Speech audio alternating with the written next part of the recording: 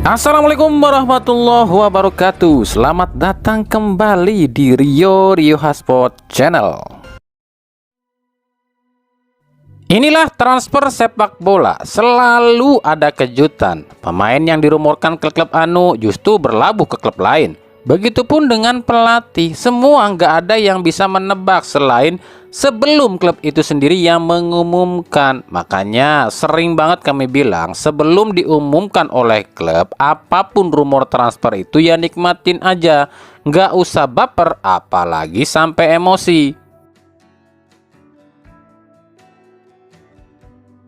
Seperti Stefano Cugura dirumorkan ke Persebaya dan Persija, malah ke tim Liga 2 bersama Barito Putra. Ya, Teko diumumkan sebagai pelatih baru Barito Putra. Targetnya sih nggak main-main, promosi langsung musim depan. Ya, tapi paling tidak ya di Liga 1 musim depan sedikit aman lah ya. Kita nggak akan sering banyak banget ngelihat pemain-pemain tiduran di lapangan kalau Teko di Liga 2.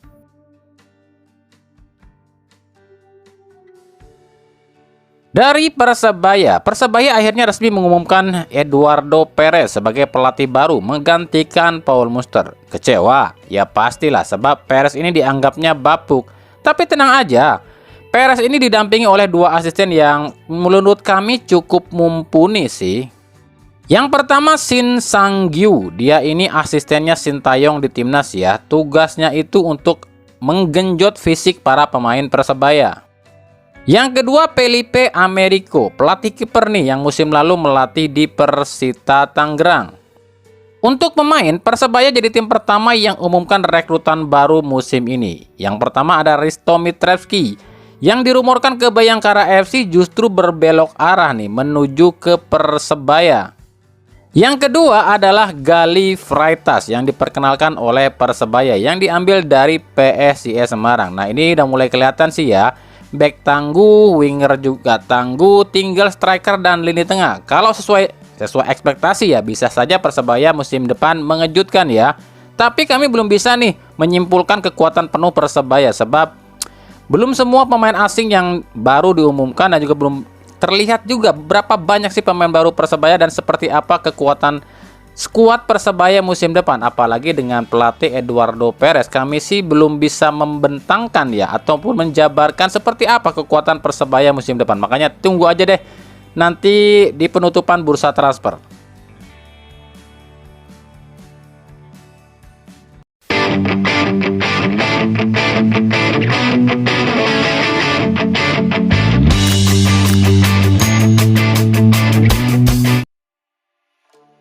Lalu bagaimana dengan Persib Bandung yang menjadi satu-satunya wakil Liga 1 di Piala Presiden 2025 ini? By the way, kalian udah tahu kan kalau peserta dari Piala Presiden itu cuma 4, yakni Persib, Oxford United, Pot FC, dan Liga 1 All Star. Seperti yang pernah kami sampaikan di video yang ini ya. Waktu itu belum ada yang berani bilang ya siapa saja 4 peserta Piala Presiden. Kami waktu itu ya udahlah bilang aja lah, toh juga kami taunya dari pihak PT LIB kok. Persib sendiri jadi satu-satunya wakil Liga 1 di Piala Presiden ya, meskipun ada yang namanya Liga 1 All Star yang kami belum tahu nih siapa aja pemainnya. Nah kan lucu nih, Piala Presiden udah dekat, tapi sampai saat ini Persib belum kelihatan welcome tuh, padahal Pilpres ini ya digelarnya itu tanggal 6 Juli 2025 ya, meskipun dalam draft jadwal awal ini ada yang aneh deh. Coba lihat draft ini.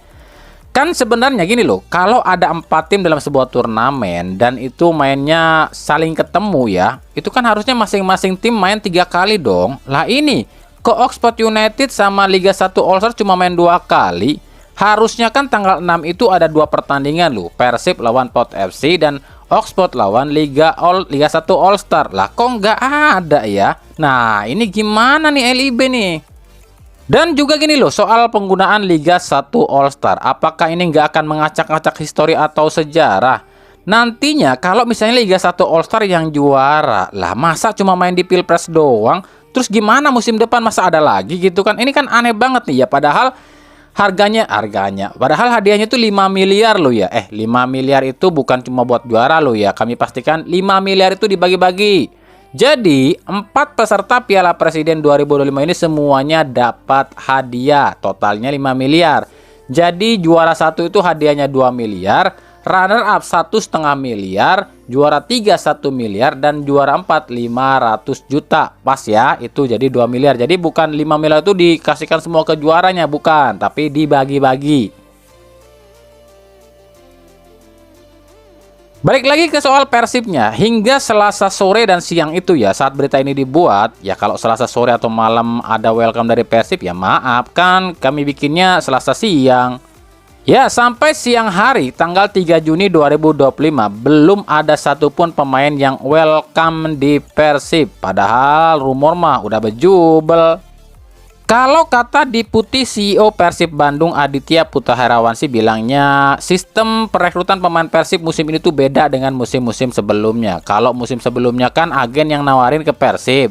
Sekarang Persib yang nyari ke liga-liga gitu katanya. Heewelah, kumasi awelah. Nu penting mah Persib alus ulah butut.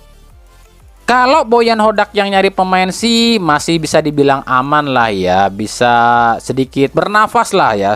Soalnya ya meskipun gak semua rekrutan Boyan Hodak ini bagus, tapi paling tidak udah ada yang buktinya ya. Gustavo dan Kevin ini bagus di Persib dan jadi juara juga ya. Meskipun Matteo Kocijan dan Mailson serta Kastanir ini ya bapuk juga. Ya intinya kita ingat aja lah kata-kata Boyan Hodak. Hodak kan dulu pernah bilang katanya, ya kalau ada duitnya saya cari pemain yang bagus. Kalau nggak ada duitnya ya harap maklum kalau pemain seadanya. Gitu ya. Buat kami itu nggak masuk akal. Kenapa nggak masuk akal? Ya masa sih klub dengan julukan terkaya di Liga 1 sampai dia nih mau masuk ke bursa saham kok nggak ada duit? Ini nggak ada duit apa pelit?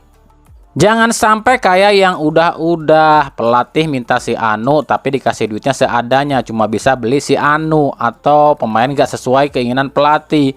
Giliran Persib jeblok, pelatih yang disalahin. Itu mah lagu lama sih. Pokoknya mah Persib mah lamun hayang juara deui, manajemen ulah ilu campur urusan nyari pemain. Serahin semuanya ke Boyan Hodak, kasih kebebasan Hodak buat nyari pemain, kasih duit nu yang banyak. Ya piraku amat Hodak beli pemain nu butut lamun duitna dibere loba mah heunteu. Tah buat boboto, lamun musim hareup Persib butut, ulah nyalakeun pelatih, tapi coba cari tahu Hodak diberi duit sabaraha jeung meuli pemain. Lamun Hodak hayangna pemain anu tapi duit nanti dibere ku manajemen, nya percuma gitu wae nya.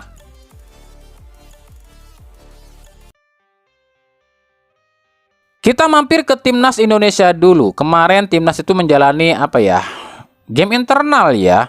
Jadi skuad Timnas ini dibagi dua, tim A dan tim B. Tim B ini menang 3-4 dari tim A nih. Di sini kalau kami lihat ya, Alex Paxtor ini tuh pakai formasi yang sama untuk tim A dan tim B, sama-sama pakai formasi 3-4-3. Kami pribadi nggak tahu nih siapa aja di tim A dan siapa aja di tim B, tapi kalian bisa lihat sendiri ya, ini susunan pemainnya dari tim A dan tim B. Nah di game internal ini Lily Pali dari tim B cetak hat-trick. Nah harusnya di sini kita bisa menyimpulkan nih siapa aja pemain-pemain yang harus diturunkan lawan Cina. Nah ini prediksi kami lo ya. Kiper Emil Audero, 3 back itu Rizky Ridho, Jai Ijes dan Justin Habder. Back kiri Calvin Verdong dan back kanan Yakob Sayuri. Duet jangkar ini Tom Haye dan juga Joy Pelupesi. Nah 3 di depan oleh Rumeni, Struik dan Lily Pali. Itu harusnya ya. Tapi ya nggak tahu juga ya. Semua kan tergantung Alex Paxtor. Kalau kami sih lebih senangnya ya tergantung Alex Paxtor, bukan tergantung Kluivert. Kluivert mah tak bisa apa-apa.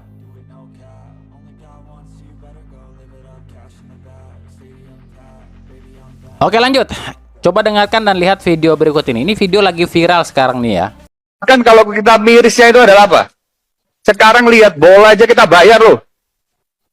Lihat bola di handphone kita bayar. Ya, jiwa nasionalisme kita tergerak lah untuk melihat ini semua. Jangan kemudian kita berbicara mengenai nasionalisme tapi bola pun bayar juga gitu. Ini perlu dikaji ulang, Pak. Ya, mungkin kemudian kalau pejabat eselon ya pasti umurnya udah senior, tapi kan teman-teman yang lain, staff-staff lain bisa ditanyain lah, Pak, yang umur-umurnya kayak saya. Saya ini masih kecil, Pak, umur saya, Pak. Tapi kalau pengetahuan kayak gini-gini nih makanan saya, Pak, ini, Pak. Belasan tahun saya di sini. Nah, gimana komentar kalian? Kalau ada yang menghujat orang ini, fix otak kalian berarti nggak nyampe ya, nggak bisa mencerna atau ngerti apa yang diucapkan si orang ini. Atau mungkin kalian nggak ada otak sama sekali kali ya. Atau kalian ngerasa udah kaya raya kali.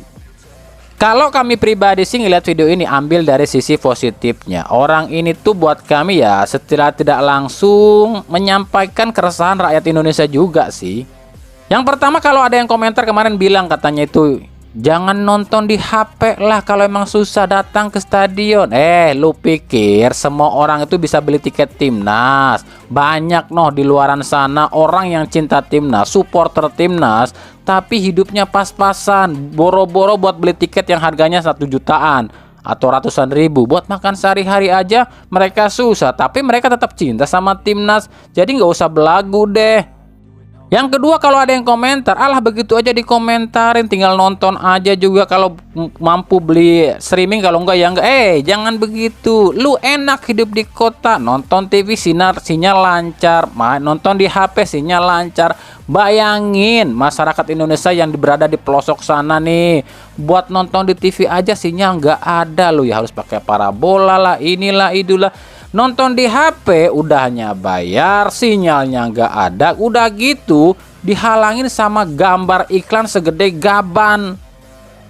Yang memang sih ada beberapa negara di dunia yang menggratiskan warganya untuk nonton timnasnya ke stadion bahkan di TV, tapi itu dalam ajang-ajang yang mungkin nggak besar ya. Kalau misal turnamen seperti Piala Dunia, Piala Eropa, dan turnamen-turnamen FIFA, tetap aja mereka pun memberlakukan namanya tiket. Dan ada juga negara-negara yang masih memberlakukan tiket pada warganya untuk nonton timnas. Tapi meskipun mereka memberlakukan tiket atau menjual tiket untuk para penontonnya atau supporternya ke stadion, tapi harganya nggak semahal di Indonesia. Harga tiket timnas Indonesia itu mungkin paling mahal deh di ASEAN ini.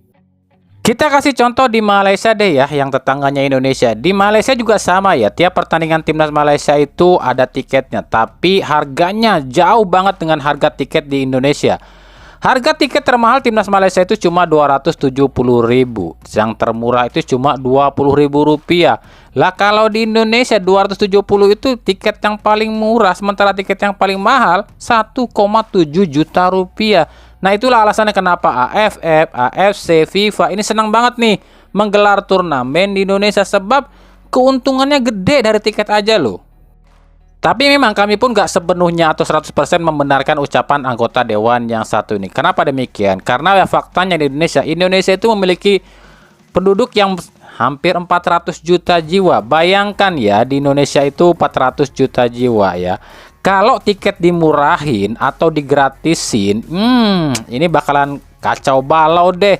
Wong yang mahal aja GBK nggak muat nampung supporter timnas, gimana kalau dimurahin atau digratisin? Bisa-bisa ini bukan cuma GBK yang nggak bisa nampung penonton, tapi Jakarta pun akan tenggelam, ketutupan sama supporter Indonesia di seluruh Indonesia. Jadi ya mungkin inilah salah satu caranya agar bisa meredam para antusias masyarakat Indonesia untuk menonton timnasnya kali ya.